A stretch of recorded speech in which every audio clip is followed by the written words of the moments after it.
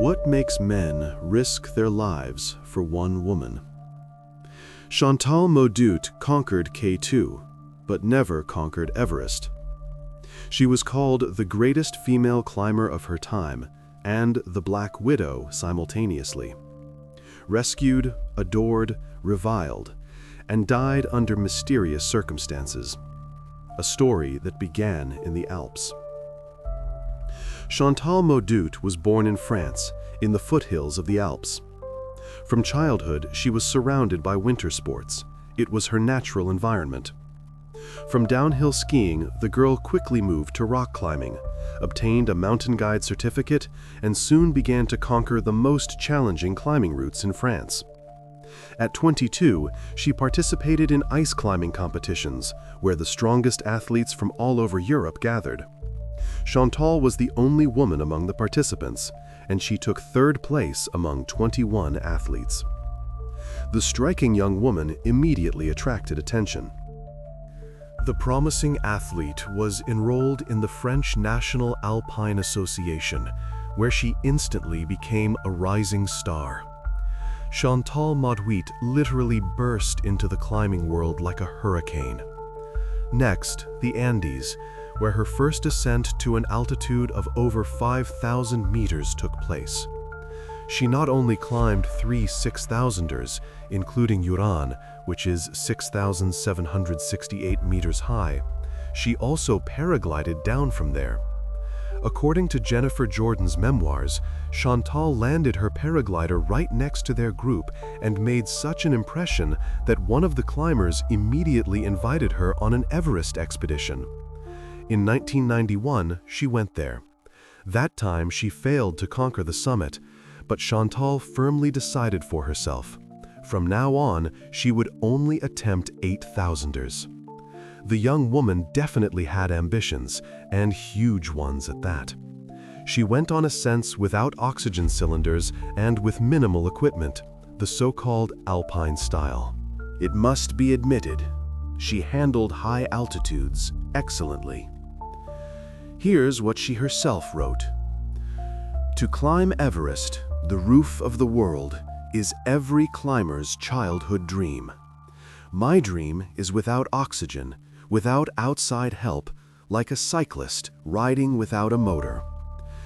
Being at 8,000 meters without oxygen support is a chance to rediscover one's senses in these magical places of the Himalayas. One experiences an extraordinary harmony with the earth. Their inner horizons expand."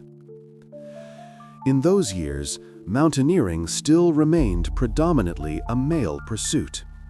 Yes, there were strong female climbers like Wanda Nutkevich and others, but they were a minority. And of course, the attractive Frenchwoman enjoyed incredible popularity in base camps.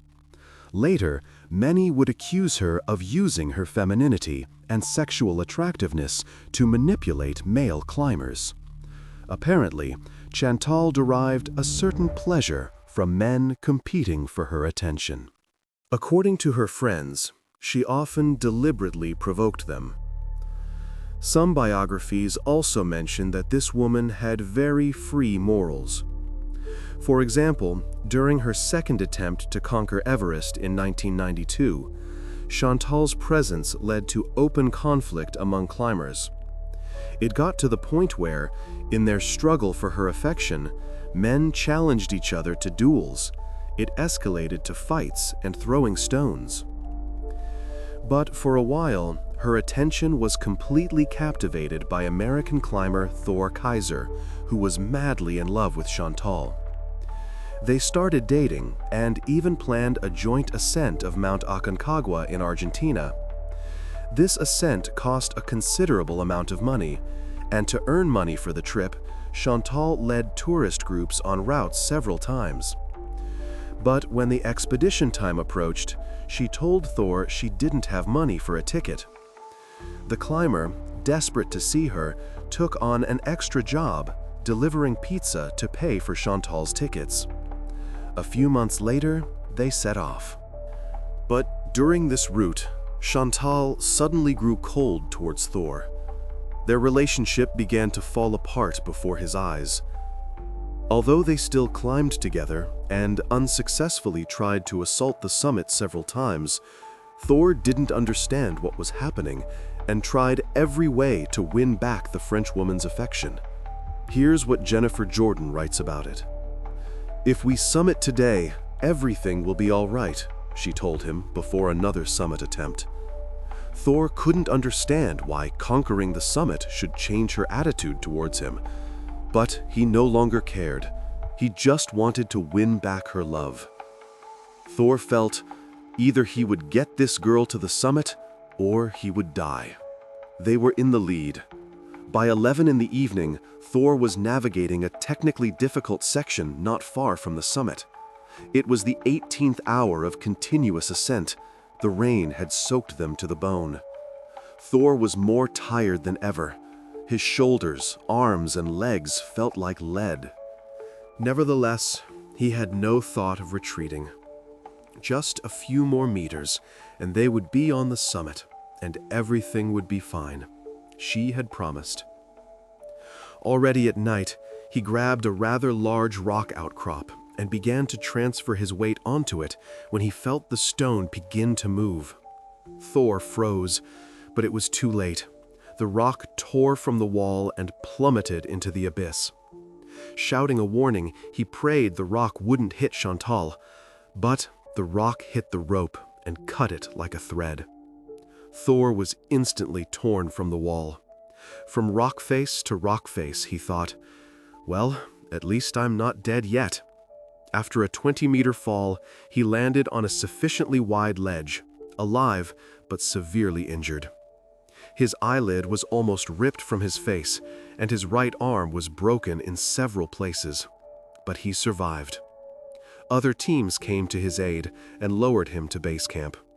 Thor's ascent ended there, but Chantal declared she would continue her attempts. She was invited to another team for a summit attempt the next morning. "I just don't love you anymore." That's all she said to him the next morning. The American returned home, broken in every sense of the word. He was traumatized both physically and mentally, even starting to see a psychologist who recommended he never cross paths with this woman again. But as soon as Thor learned that Chantal was preparing for an ascent of K2, he immediately began to look for a place on a team and joined a Russian-American expedition. Their route to K2 passed through Pakistan. As you know, it's a Muslim country with quite strict rules. However, Chantal was in no hurry to observe local customs. She walked through bazaars alone, in short shorts, which almost got her into serious trouble several times. Nevertheless, 19 days later, she and her team finally arrived at K2 base camp and began preparing for the ascent. Moreover, they planned to ascend in alpine style, with minimal equipment and without fixed ropes. This is a very important point, as they did not help other climbers fix ropes and did not expend energy on it. However, they were later seen clipped into other people's ropes. Thus, they benefited from the efforts of others, which was not very fair. Chantal herself hated carrying heavy backpacks. The men on her team carried tents, stoves, fuel, and provisions for setting up intermediate camps, while her backpack was unusually small, with a plush duck on the frame and almost no heavy items inside. She gladly used men's attention to avoid burdens. Many at the time thought the Swiss team would not be able to summit. A few weeks later, Chantal felt this too. She distanced herself from her own team and grew closer to Americans Ed Vesters and Scott Fisher, as if betting on a different horse. In their team, as we remember, was also Thor Kaiser, whom she seemed to ignore. Later, the Swiss decided to assault the summit, but were stopped by a storm, returned to base camp, and went home, stating that there were too many people on the mountain. Under Pakistani law, which prohibits climbers from moving from one expedition to another, Chantal also should have gone home with the Swiss. but Chantal did not want to leave without a serious summit attempt. Then, Thor Kaiser offered her to join their team and ascend the mountain together, despite violating Pakistani laws. Evidently, the climber wanted to win back the Frenchwoman's affection by any means. However, while Thor was fixing ropes and carrying equipment to intermediate camps, Chantal began sleeping with his climbing partner, Ed Viesters. Overall, in base camp, she behaved quite promiscuously, according to eyewitnesses. Finally, on July 28th, Kaiser, Viesters, Nyman, and Kopeka left base camp for the summit assault. They reached Camp 3. Gennady Kopeka was 300 meters higher. Viesturs and Nyman slept in one tent, while Thor slept separately. When he suddenly heard footsteps at night, it was Chantal. Waiting for the men to leave base camp, she quietly put on her crampons, filled a water bottle, and lightly headed up. After meeting, they continued the ascent together. Having descended, the other climbers continued their ascent. July 31st brought clear weather. Thor carried a very heavy load: a tent, a Primus stove, a sleeping bag, food, and ropes. After some time, they were forced to leave some equipment behind. They abandoned sleeping bags, a rope, and most of their food.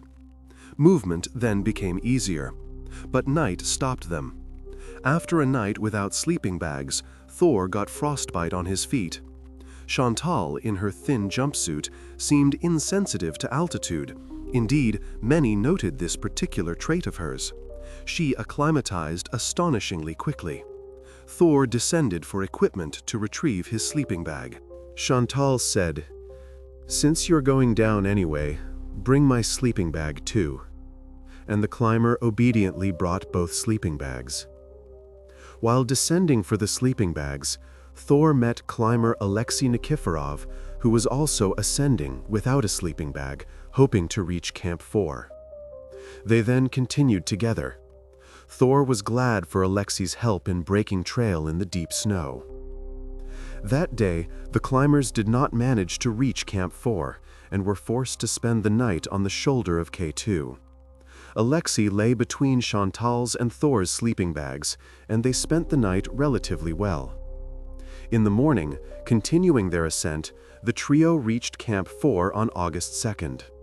There they met Beloberdin and Kopeka, who were descending. They were the first to reach the summit via the Abruzzi Spur since 1986. Having spent the night at 8,600 meters, they were almost exhausted. Leaving their tent and sleeping bag for Alexei, they hastened downwards. Finally, it was time for their ascent. Thor Kaiser woke up before dawn and began to break trail in half a meter of snow.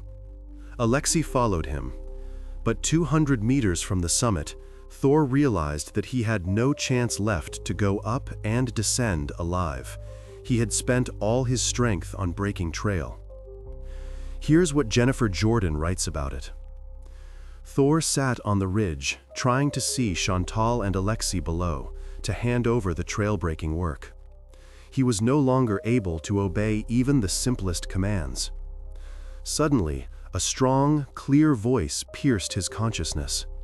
"If you want to live, go down." Thor looked around.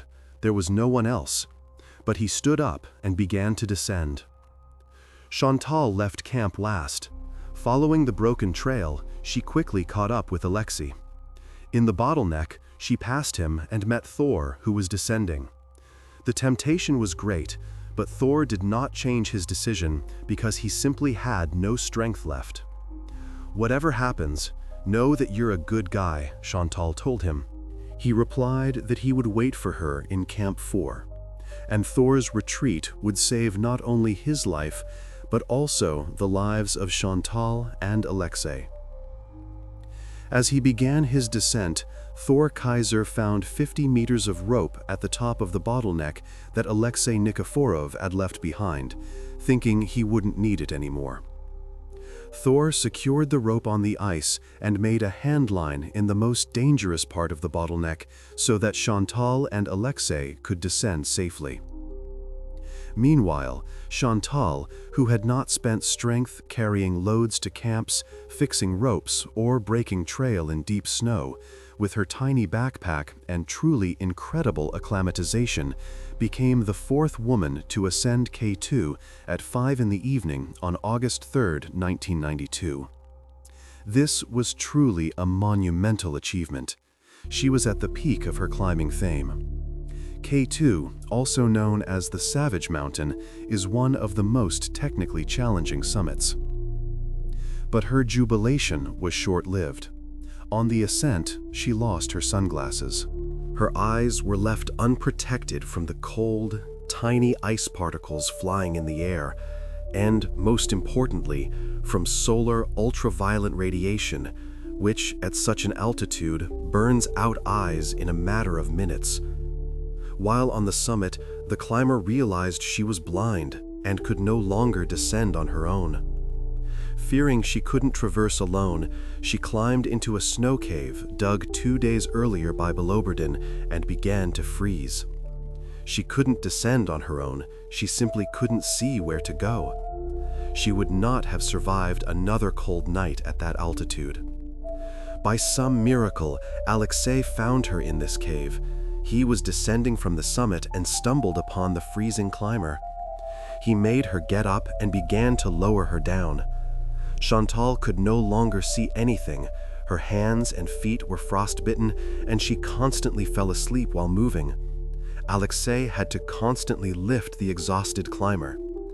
And then the rope fixed by Thor came to their aid. Alexei clipped into the rope, but when he shifted his weight from one foot to the other, a crampon detached from his boot and he lost his balance. He flew several meters until the rope slowed him down. If not for these fixed ropes, set up by Thor, both climbers would have remained on the mountain forever. When Alexei reached the tent, he was in a state close to death from altitude sickness, physical exhaustion, and cold. He literally collapsed into Thor's tent. "Where's Chantal?" Thor asked. "She was behind me," Alexei replied. 45 minutes later, Thor heard the crunch of snow and uncertain footsteps. Feeling her way with her hands, like a child playing blind man's bluff, Chantal tried to find her way down. She couldn't see anything and was in a semi-unconscious state, but she continued to descend. He dragged her into the tent, pulled off her boots, and found that her feet were severely frostbitten but could still be warmed. He quickly brewed tea, made soup, and fed them chocolate. After spending 3 days in Camp 4, above the so-called death zone, above 8,000 meters, Thor was reaching his limit. At such an altitude, even resting makes it impossible to regain strength. No matter how strong you are, you still slowly die.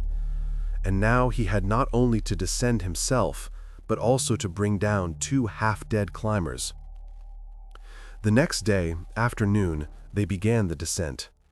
Alexei and Thor supported Chantal by the arms. She could barely move her legs and constantly sat down to rest, then got up again, endlessly. In 3 hours, they covered no more than 60 meters. Thor worried that guiding Chantal down the technically challenging slope at night would be tantamount to suicide. He decided to set up the tent. Chantal sat motionless in the snow. Alexei, for whom his own life was apparently precious, decided to continue the descent, leaving Chantal with Thor. They prepared for another night and faced their 6th day at an altitude of over 8,000 meters. The next day, the weather was excellent, and Thor contacted Weisters and Fischer in Camp 3 via radio. They said Alexei had reached them last night, and they were ready to come up to meet them to help bring Chantal down. As they ascended, Weisters and Fischer saw an avalanche-prone slope and roped up for safety. Moving a little away from camp, Weisters suddenly felt the hair on his neck stand on end from a sense of approaching danger. He immediately rushed to dig a snow cave, hoping to bury himself under the avalanche before it struck. Fischer watched him, not understanding what was happening. Suddenly, without warning, a wall of ice and snow struck him and threw him down the slope from a great height. Weisters heard the crunch of the snow slab and looked up just as the wall of snow knocked Fisher down. Weisters dove into the hole he had dug, and the avalanche passed over him. But his luck was short-lived. The rope pulled taut and yanked him from the hole, like a fish on a line, dragging him 100 meters down the slope. With all his might, he tried to break with his ice axe. Eventually, he succeeded. He hooked onto a rock, and they hung suspended a few meters from the abyss. Neither of them was injured, and they continued their ascent to rescue Chantal. All this time, Thor continued to slowly lower Chantal on a rope. A few hours later, he met Weisters and Fisher. But by this point, Chantal was completely exhausted. Weisters immediately opened his backpack and knelt before Chantal, saying he had brought eye drops. He carefully lifted her goggles and saw swollen, red eyes from burst blood vessels. Together, they continued the descent to Camp 3. They descended for another 2 days. Gradually, Chantal felt better, so much so that she could descend on her own. The always cautious Weisters recalls that the K2 ascent was the only time in his life he compromised his strict rule of always staying safe. Moreover, in her memoirs about the K2 ascent, Chantal says almost nothing about her critical condition. She casually mentions that her eyes hurt, and that's it. Instead, she vividly recounts the warm reception at camp, as if she were a hero. Here's what she writes. "Charlie brought tea and cookies, and I fell into his arms. The Mexicans congratulated me, and the sweetness of the warmth of human souls filled me to the brim." The only person Chantal did not mention in her memoirs was climber Thor Kaiser. Not a word was said about him there. Upon her return, a hefty fine awaited her for the unauthorized ascent, which the climbers simply tore up and left Pakistan. Incidentally, climber Gennady Kopeka, in his article in memory of Alexei Nikiforov, who later died on Everest, also sidesteps Thor Kaiser's role in saving Chantal. Thor is only casually mentioned as an unnamed American who turned back without reaching the summit. Kopeka attributes the role of Chantal's main rescuer to Alexei, who, according to him, accompanied Chantal until other climbers arrived. Nikiforov himself claimed that Chantal did not reach the summit because she misjudged her strength, but she was still credited with the ascent. After Wanda Rutkevchka's death, Chantal remained the only woman to return alive from the summit of K2. She was welcomed in France as a national hero. She and Thor no longer maintained a relationship. In the climbing community, Chantal earned a controversial reputation. Many accused her of using men for her own ascents, not particularly caring about their safety and lives in general. She even earned the nickname Black Widow. However, here's what climber Dan Mazur writes about it. Chantal was the antithesis of all that climbing mafia bullshit, big sponsors and tons of Sherpa support. She just loved the mountains, and all these guys wanted to sleep with her. She really used her body to establish influence over men. And why not? She had the character of a winner. She wasn't always cheerful and joyful. Her knee hurt, it was severely damaged. She wasn't always in good shape, but she was very strong. Sometimes she pushed herself too far. This questionable success on K2 allowed Chantal to find sponsors, and in the spring of 1993, together with a New Zealand team, she returned to Everest. Although her team consisted of 9 climbers and 8 high-altitude Sherpas, she somehow claimed she was climbing alone and much faster than her friends. This was another comment that caused immense irritation to those around her. She reached an altitude of 8,400 meters, but was moving too slowly, was not dressed warmly enough, and decided to turn back. The next time, she only reached an altitude of 8,300 meters. Without official permission, she ascended both summits with 2 Sherpas. In October, upon her return to Kathmandu, Chantal was again demanded a fine for illegal ascents, but paying nothing, she returned to France and long cursed the Himalayan bureaucracy. Next, Chantal went to Mount Vinson in Antarctica, where a film was made about her. After this, she returned to Everest, this time to the previously unclimbed Northeast Ridge. This time, having already gained popularity, she was a paying client of Russell Bryce's expedition. Avalanches made the route impassable, and Chantal and other clients simply ran out of steam, so the expedition returned home. In 1995, she again went to Everest as a member of Rob Hall's expedition on the Southeast Ridge. Chantal reached the south summit at an altitude of 8,750 meters before turning back. Or rather, before she was turned back. Chantal was the slowest of Rob's clients throughout the entire ascent. When she stopped at the south summit, Rob placed his hand on her shoulder, demanding that she turned back. The climber looked at him. Her lips were blue and numb, her eyes unfocused. She quietly nodded, unable to protest or even speak. After descending 30 meters, she collapsed on the slope and lost consciousness. Hall realized he would have to drag her down. And again, at the cost of incredible effort and danger to their own lives, several climbers brought Chantal down the mountain. Incidentally, among them was Ed Weisters, who was saving Chantal for the second time. The climbers brought her down to the tents, where she received first aid, and Chantal recovered very quickly. The next day, she was already continuing her usual revelry in base camp and walking around as if nothing had happened. Rob Hall returned enraged and recounted that he had dragged Chantal like a sack of potatoes and that she was permanently banned from participating in his expeditions. Chantal earned a reputation as a climber who constantly needed to be rescued and who constantly endangered the lives of other climbers. She was now openly called the Black Widow. And indeed, many climbers, in saving her, risked their own chances of ascent, and some risked their lives. Here's how Thor Kaiser recalls it. Chantal didn't care about herself. She didn't think about safety. I climbed with her because I loved her, not because it was safe. Chantal was a kind of Helen of Troy. She infuriated and inspired thousands of climbers.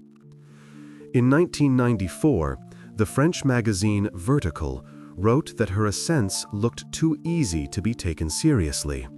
And when British climber Alison Hargreaves died on K2, Chantal said these words, "I admire her, but look, we differ at least in that I am still alive." After 6 unsuccessful attempts to climb Everest, Chantal switched her focus to Mount Cho Oyu, which at the time had no female ascents. In 1996, she went there with an American team. But during the summit push, the weather deteriorated. A hurricane and a blizzard began, and all her companions turned back.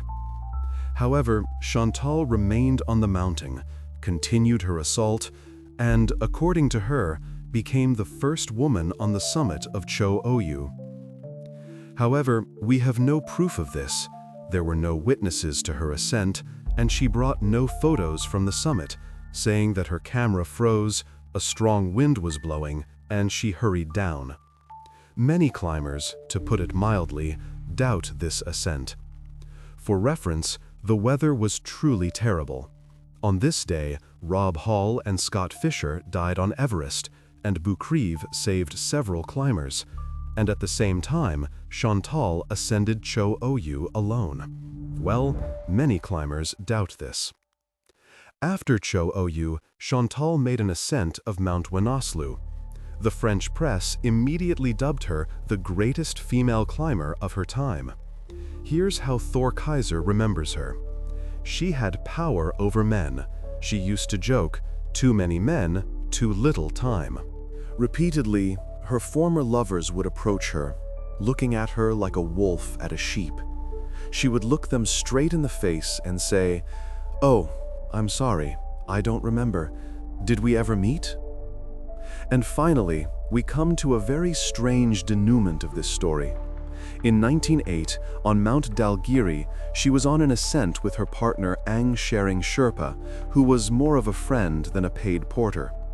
They set up their tent in Camp 2, not far from the tents of an Italian team.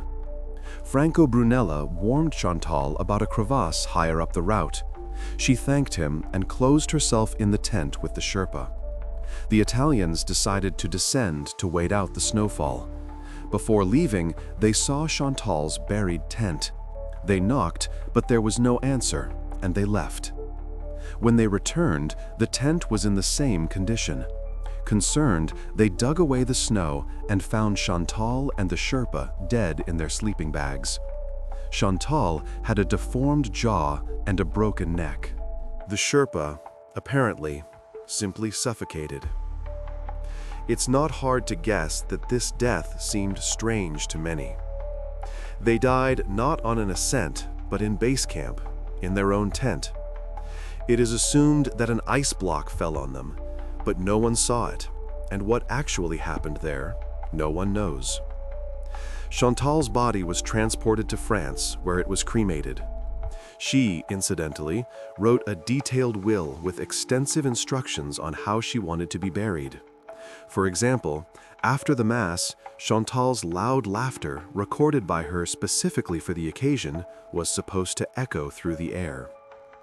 From the will, her wishes have not yet been fulfilled. She wanted her ashes scattered in so many places that her relatives still haven't visited them all. Such an interesting, ambiguous, and very convoluted story. Write everything you think about her in the comments. Don't forget to like, don't forget to subscribe to the channel if you haven't subscribed yet.